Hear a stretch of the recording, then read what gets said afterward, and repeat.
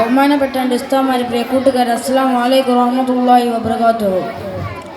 അന്ത്യപ്രവാചകനായ മുഹമ്മദ് നബി മുസ്തഫ സല്ലല്ലാഹു അലൈഹി വസല്ലം തങ്ങളുടെ ജന്മദിനാഘോഷവേളയിലാണല്ലോ നാം ഇരിക്കുന്നത്. നിങ്ങളോട് രണ്ടു വാക്ക് സംസാരിക്കാൻ കഴിഞ്ഞതിൽ തന്നെ ആദ്യം തന്നെ അല്ലാഹു തആലയെ സ്തുതിക്കുന്നു. അൽഹംദുലില്ലാഹ്.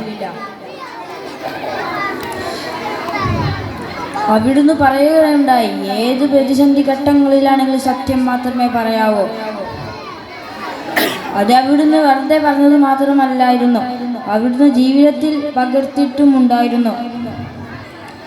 അതുകൊണ്ടാണ് നബി സല്ലല്ലാഹു അലൈഹി വസല്ലമയെ ശത്രുക്കൾ പോലും അൽ അമീൻ എന്ന് വിളിച്ചത്. ഒരിക്കൽ ഒരു സ്വഹാബി നബിയോടെടുത്തു എന്ന് പറഞ്ഞു, യാ റസൂലല്ലാഹ്, ചെറിയ സമയത്ത് എല്ലാ തെറ്റുകളിൽ നിന്നും മാറി നിൽക്കാൻ കഴിയുകയില്ല നബിയെ. അപ്പോൾ നബി സല്ലല്ലാഹു അലൈഹി വസല്ലം എന്താണ് പറഞ്ഞത് നിങ്ങൾക്കറിയാമോ? അപ്പോൾ നബി സല്ലല്ലാഹു അലൈഹി വസല്ലം പറഞ്ഞു, ഏത് പ്രതിസന്ധി ഘട്ടങ്ങളിലാണെങ്കിലും കളവ് പറയാൻ പാടില്ല, സത്യം മാത്രമേ പറയാവൂ. അത് കേട്ട് ആ സഹാബിക്ക് സന്തോഷമായി. ആ സഹാബി പറഞ്ഞു, സത്യം മാത്രം പറഞ്ഞാൽ മതിയല്ലോ, ബാക്കിയുള്ള തെറ്റുകൾ ചെയ്യാളെന്ന് കേട്ട് സന്തോഷമായ.